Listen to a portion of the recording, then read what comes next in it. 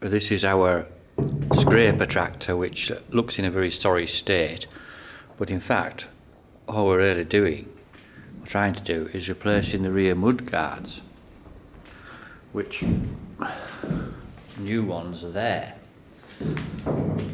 They'll be like patterned parts, they aren't original. And you can see why, because there's the old one, which is completely corroded away at the bottom to the point there's nothing left. And it looks like that, where it was attached. And, so all the wheels are off it, obviously, though that wasn't the original plan, it was just easier to get them off. But what the complication has been, this safety rail thing, which when they've installed that, it seemed to have kind of sandwiched the mudguard mounts, so it had to be removed.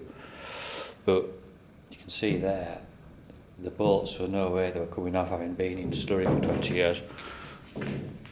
It would have been installed, that safety frame, in the late 70s, about 1978 if I remember right, that came in, that rule.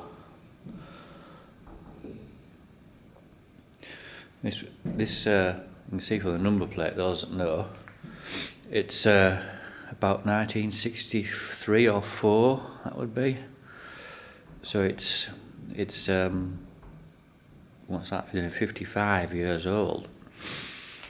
54 anyway. And it's not in bad nick. This is the most annoying thing.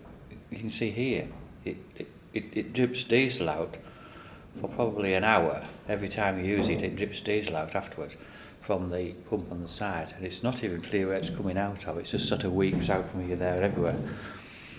So that's really annoying, but it's still quite economical.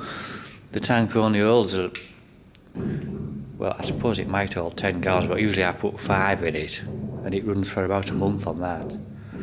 And it must run 30 minutes most days, scraping out.